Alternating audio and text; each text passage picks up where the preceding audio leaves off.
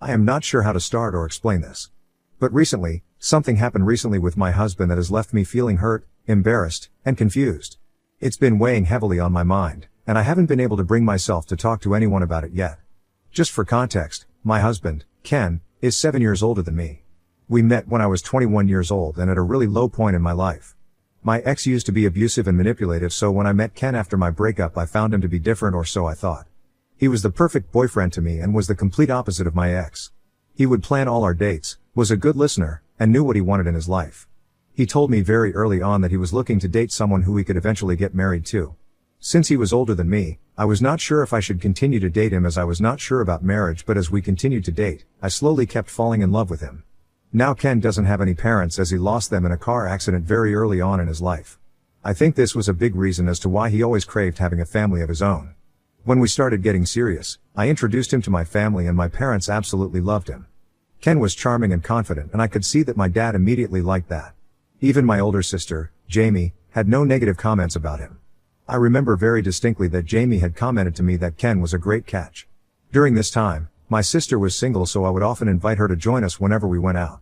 It was great, the three of us always had a blast together, and I loved seeing them get along so well. There was never a hint of anything more than friendship between them.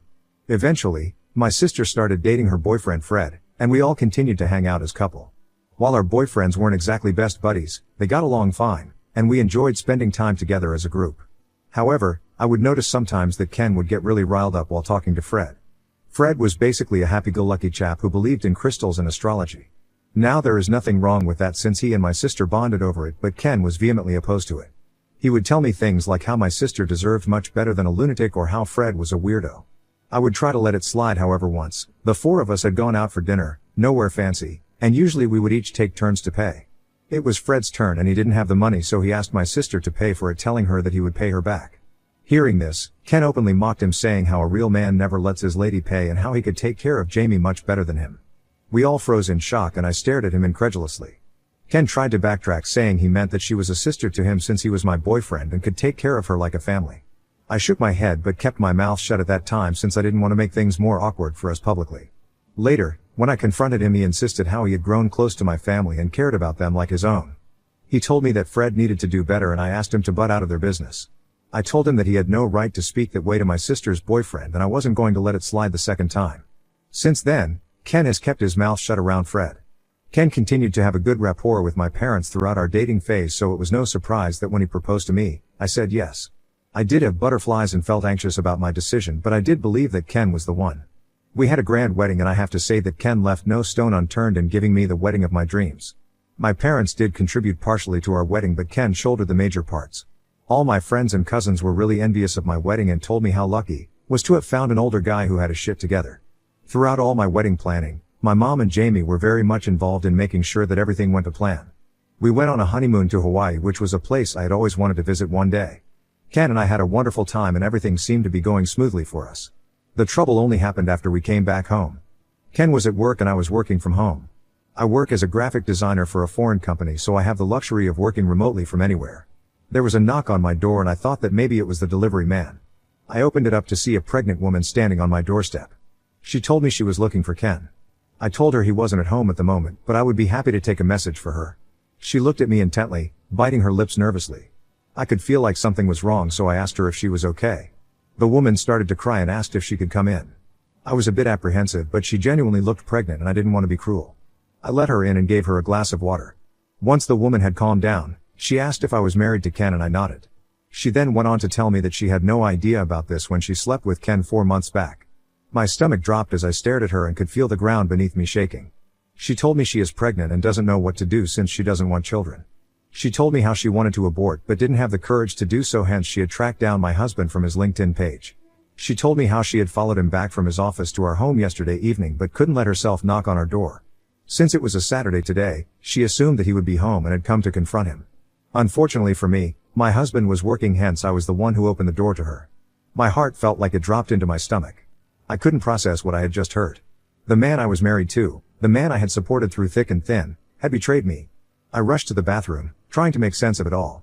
How could someone I thought was sweet and kind do something so awful? I had been nothing but supportive and loyal throughout our entire relationship. It felt like a punch to the gut. I started to hyperventilate and everything felt like a bad dream. The woman kept crying and pleading with me to calm down, and I felt sorry for both her and me to be in this predicament. I called my husband and told him that he needed to come home immediately. I don't know whether it was the way my voice was shaking, but he did leave work in the middle of the day to drive back home. When he entered the house, his eyes fell on me sitting with the woman. Immediately, I saw his face drain color. I knew then without him even admitting that the woman was right. My husband had indeed cheated on me. The love of my life had got another woman pregnant. Tears ran down my face as my husband came up to me and got down on his knees. He started to tell me how this was all a mistake and he never meant to hurt me. I kept asking why he would do this to me, and he told me that it was just a one-night stand and that it meant nothing. He then went on to explain how 4 months ago, he was too stressed out with our wedding planning and met her in a bar when he and his coworkers were out drinking. She approached him and he found her attractive. They hooked up in the washroom and that was that. To her credit, the woman agreed with him and told me how she thought she would never see him again until she found out she was pregnant. I shook my head and informed Ken that his one mistake was now going to cost us because she is pregnant with his child. At that moment, I wished I was never married to him. My heart was in pieces. Ken shut his eyes when the lady informed him that she was pregnant with twins. He then asked her that she was just a stranger to him, so there was no guarantee that it was even his children. The lady agreed to do a paternity test. She told us how she didn't want the babies or any child support. She had been thinking about giving up the babies but decided to inform him before she did that since he had a right to know. She told us that we could decide and let her know whatever we wanted, and then she left. The next few days, Ken continued to plead with me to not leave him. He kept telling me how that woman meant nothing to him and that he wasn't in the right mind. There were so many justifications that he came up which all boiled down to him saying that this would never happen again. I felt like I was walking through a fog during those days. I would stay curled up in my bed for days because I didn't know what to do. I did want to leave him, but at the same time, I felt like I would slip into depression. Everything felt different and broken. I could still remember how devastated Ken looked when the woman told us that she would be giving up the babies for adoption. Ken and the lady did end up getting a prenatal paternity test which proved that it was indeed his kids. Up until that time, I had a bit of hope that maybe she was wrong, but the pain returned again when I saw the results. Ken sat me down and informed me that he had always wanted to be a father and how this should be a blessing for both of us. I looked at him pissed as he continued to explain how we should think about adopting the babies from the woman. Hearing this, I started yelling at him, asking him if he had in fact gone crazy. I told him that there was no way that he was going to suggest something so ridiculous to me, but Ken tried to pacify me, saying how we were always going to have children down the line, so why not adopt the kids when we have the opportunity to do so? He told me how God was giving me the perfect opportunity to never have to worry about getting pregnant down the line since we would already have these kids. When I was still not convinced, he started talking about how difficult his life was when his parents passed away and how difficult living in an orphanage was. I knew that this was a dark phase in his life, and he did go to several foster homes which scarred him even further. Ken broke down in tears and begged me to think about this in a cool mind and reconsider my decision. I asked him about what would we even tell my parents, since his cheating incident was embarrassing enough and I could not let my family find out that I was not going to raise as a fair kids. Ken winced at the words and told me how I knew that the woman meant nothing to him and that when it came to the children I had nothing to worry about since we could always say that they were adopted. I started to laugh and pointed out how that might be difficult since the kids might start to look like him, but Ken told me that we would cross that road when we had to. He assured me that he would take care of me and the kids and we would be one big happy family. Ken is a really smooth talker, and for the next few days, I did catch myself mulling over his idea. It was true that the woman and Ken had no emotional connection, and she seemed like a nice person since she had been quite truthful to me. She definitely had no intentions about keeping the children, and it didn't make me sad thinking about the twins going into the system. If I didn't leave Ken and decided to stay with him, I don't know if Ken could ever recover from that situation, knowing his children were growing up in strangers' homes. If I did decide to leave Ken, I would have to come clean about his cheating, and this would just hurt my parents as much as it had hurt me. Besides the cheating, Ken was a good husband to me and I didn't want our marriage to end so quickly. I didn't know if I could forgive him completely, but I decided that if we did decide to adopt the twins, we needed to go about this the legal way. When I informed Ken about this, he was beside himself in joy. He assured me that he would contact a lawyer and ensure that we would have proper documentation of the woman giving up the child to us for full custody. We also needed to discuss how we could adopt them. I won't get into the details, but this was a long, strenuous process. Throughout all this, I never once told my parents or Jamie anything, and no one was the wiser. The pregnant woman was more than helpful to us and had no issues signing all the papers we needed to adopt her babies. She was happy that she was leaving her kids with us, since she also felt bad about giving them up for adoption. When she went into labor, Ken and I were really stressed since hers was a high-risk pregnancy, but thankfully nothing happened. She and the twins were both okay. When I held the twins for the first time, I felt like all the hardships I had faced until then were somewhat worth it.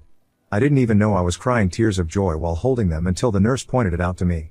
We brought the babies home, and since then, I have found another purpose to live my life. The hardest thing at that time was breaking the news to my family, who had no idea about all this. My parents were shocked and immediately rushed over to our place. Ken and I stuck to our plan and informed them that we had applied for adoption and had been selected to be the twins' parents. My mother started to cry as she checked on the babies. My father was taken aback but did hug me while saying how he could not believe that his little girl had babies now. I got so emotional hearing that. The rest of the family, including Jamie, did come and visit us, and they were all surprised with our decision but understood. No one doubted us, and I was glad, since I didn't want to deal with explaining the truth to them. Besides, I had chosen to let go of Ken's mistakes and I just wanted to move on with my babies. Trevor and Zach are the best boys I could have ever asked for. They are just adorable and are what you would expect boys to be. They have red hair like their mother, which is probably why no one has ever suspected until now that they could be Ken's children. Ken is a doting father to them, but the boys love me more than their father since they are still children. It's been 4 years since we brought them home. Throughout all this, a lot of things have changed between me and Ken.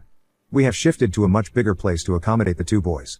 I have been promoted at my job, so I earn quite well for the first time in my career. We did go for couple counseling, and Ken has done everything in his power to be patient and loyal to me. My sister Jamie and her boyfriend Fred had tied the knot 2 years ago. Their wedding was fun and we all had a great time. However, 3 months ago, we found out that Fred was leaving Jamie, which was quite a shock since they had been dating for a long time. Fred never disclosed to my parents any reason, but since he and I had a good rapport, he told me how he had found out that Jamie had been cheating on him with a coworker. This was a huge shock to me since I had no idea about this. I did try to talk to Jamie about it, but she told me that she didn't want to talk, so I let it go since I wanted to respect her space. Jamie had to move in with us since the house belonged to Fred's parents, who wanted her out immediately. Ken and I were more than accommodating to her. Jamie was also a good aunt to our boys, so I was glad that she could live with us until she was ready to get back on her feet. Ken was always sweet to my sister as much as he was to me. If he brought me flowers, then he would buy her flowers also. If he brought me an expensive gift, he would buy her a lesser priced jewelry. It would irk me, but my husband and I were doing quite well for ourselves, so I would let it slide. Besides, Jamie deserved to be pampered a bit since she had been feeling lonely after her divorce. However, I started to notice more and more about how close they were getting. Jamie would always touch his arms or laugh a bit loudly at his jokes. She would also comment to me how sexy she found that my husband took care of the children without bothering me. Last week, when I and my husband were sleeping, his phone vibrated because he got a text. Ken always has this bad habit of keeping his phone underneath his pillow, which means every time his phone vibrates, I can feel that as well. Call it a woman's intuition, but I felt something was definitely off. Ken was snoring, so I quietly took his phone into the washroom. I knew his password, so I unlocked it to see that an unknown number had sent him a message saying I miss you. My heart dropped and it felt like all my past fears came spiraling into my head. I felt like this was deja vu and immediately woke him up. He sat up groggily, asking me what had happened when I shoved the phone under his nose and asked him to explain himself. He stared at the phone for a second and told me that he had no idea who this was. He pointed out to me how this could have been sent to him by mistake since this number was not even saved on his phone. He calmed me down as I was pacing around the room and told me how I was overthinking. He assured me that he would never do something like this and had learned from his mistakes the first time. I did feel a bit calm since his explanation did make sense and there were no other messages exchanged between him and that number. I almost forgot about it until yesterday when I walked into my house. I had gone out for groceries, but it was raining, so the store was closed. The twins were watching TV with the volume really up, which was almost deafening. I was about to lower the volume when I heard moaning from upstairs. I looked around and could not find my husband and Jamie around. I walked upstairs and realized that the sound was coming from our bedroom. I swung the door open to see Jamie doing the unspeakable with my husband. A small gasp escaped my mouth as I fell back to the ground in shock. Ken noticed me and went white as a sheet. He immediately put Jamie aside and looked like he had seen a ghost. Jamie, on the other hand, looked nonchalant as she quickly got dressed. I couldn't believe what I was seeing. My own sister, my best friend, had betrayed me. The pain and anger surged through me like a tidal wave. I felt like my world was crumbling around me. How could they do this to me? How long had this been going on behind my back? I wanted to scream, to lash out at them, but I was paralyzed by shock and betrayal. Before I could even process what was happening, Jamie spoke, her voice dripping with arrogance. "Looks like you caught us, sis," she said, her tone mocking. "Guess you're not as smart as you thought." I started screaming abuse at her, telling her how dare she come into my house and sleep with my husband with my kids downstairs. Jamie looked unfazed and replied back that she had done no wrong since she and Ken were in love with each other. Ken immediately started to shake his head and deny this, but Jamie told me how it was clear to her that I wasn't a good wife to him and that I did not appreciate him as much, so she had decided to take matters into her own hands and started to flirt with him. One thing led to another and she slept with him twice, both times when I was out with my boys doing some work. Only today I had gone alone and came back home earlier than expected. She said she saw an opportunity to take what she wanted and she didn't hesitate to seize it. Ken tried to approach me, his face a mask of guilt and regret, but I couldn't bear to look at him. The man I had worked so hard to trust again had betrayed me in the worst possible way. But I was more pissed at my sister and her justifications behind why she would sleep with my husband. I screamed at her that I could not bear to look at her face and that she needed to leave the house immediately, otherwise I would call the police on her. Jamie yelled back at me that it should be me who should leave this house since this was technically Ken's house. She told me I had no right to tell her anything and that I needed to move out with my 2 kids. Ken started to protest, but I stopped him. I looked my sister straight in her eyes and told her, "Fine, but the kids stay." My sister looked at me confused, and this is when I revealed to her that these were technically my husband's kids since he had slept with another woman years back and got her pregnant. Of course, I would have never left my kids here but just needed an excuse to tell her the truth about Ken. She had clearly thought of him as this great man when he was nothing more than a coward and a cheater. The shock on her face was so evident that I could almost feel it. As she turned to my husband, demanding explanations, he confirmed the truth of what I had just disclosed. I could feel some kind of satisfaction as I watched her process the truth. She asked my husband why he had not mentioned it before, and he replied that it was none of her business and went on to clarify how although he hooked up with her 3 times including today, he didn't love her nor did he want to pursue any kind of relationship with her. Jamie's eyes widened in shock and she asked slowly what he meant by that. Ken went on to tell her that he didn't have any feelings for her whatsoever and had made a huge mistake giving in to her. Jamie broke down. Ken asked her to leave the house so he could talk to me and knew that having her around would distress me even more. With tears streaming down her face, she packed up and quickly left. I took my boys into their room as I didn't want them to sense that something was wrong. Ken later came into the room and asked me to talk to him. By then, my mind was already made up. I told him in the living room, away from the boys' earshot, that I was done with him. I asked him to pack up and leave since I could not leave with the boys. He started to plead and cry, but I was so done with his bullshit that I stopped him right there. I told him that he had done what he thought was right for him and now I was going to do what was right for me. He tried to protest, but I stood my ground. In the end, he did leave with a suitcase full of his clothes. He told the boys that he was going on an urgent work trip so they would not feel something was amiss. This all happened yesterday and I have woken up today feeling broken. I feel really bad for the twins who probably have no idea that their parents are going to split up. I grew up with parents who still love each other and I don't want to subject my kids to the ugliness of divorce, yet I know it would be the right decision to leave Ken. Would I be in a hole to my kids for divorcing their dad? Update 1. First of all, thank you so much to everyone for your kind words since I wrote this post last week. I am shocked that a lot of you have reached out to me with similar stories and this has given me the assurance I need that I am heading down the right path. The twins do ask about their dad sometimes since it has been a week, but then they get easily distracted with their toys. Ken texted me this week saying that he is living in a motel at the moment and sent me several long messages saying how my sister was to be blamed for all of this and how she seduced him. I have left him on read. I have no idea where Jamie is and I honestly do not care. She has not contacted me once since leaving the house. Update 2. The first thing I did this week was talk to my parents. I knew Jamie would never have the balls to tell them anything, so when I turned up at their place unannounced, they were surprised but happy to see me and the boys. When I finally told my parents about everything, they were shocked beyond words. I know a lot of you had written to me that maybe my parents would not believe me, but in my case, my mother didn't even hesitate before hugging me as she and I broke down in grief. My dad looked pissed and started to say how he could never forgive Jamie for doing this to me. Then I told my parents that I had even bigger news to tell them. My parents looked at me worried as I confessed to them about how the twins were actually Ken's kids and were not adopted. My parents' expressions morphed from concern to disbelief as they grappled with this new revelation. They questioned me as I revealed to them about Ken's cheating incident with another woman and how we had adopted the children from her. My parents sat quietly for a moment looking stunned. I told them that even though the twins were not biologically mine and a product of Ken's discrepancy, I no longer cared about it since I had officially adopted them and I was their mother. I loved them like my own since the first day I brought them back home. My parents assured me that they always have my back and if I wanted to fight for custody for the children, they would be happy to help. My dad told me that he would help me find the best lawyer in our town so I could start preparing for my divorce. Update 3. Hi everyone. It has been 3 months since my last update. Many of you have reached out to me asking for an update on my situation, so here I am. I'm currently separated from my husband and we are going through the divorce proceedings. Ken and I did talk to the twins about our divorce, and even though they didn't understand all of it, they were sad that we were all no longer going to live in one house. However, we tried to lighten the mood by highlighting the silver lining, the opportunity for double celebrations like Christmas and birthdays. As for Ken, he has offered apologies repeatedly for his betrayal of my sister. While I appreciate his remorse, I have chosen to take his words at face value without placing too much weight on them.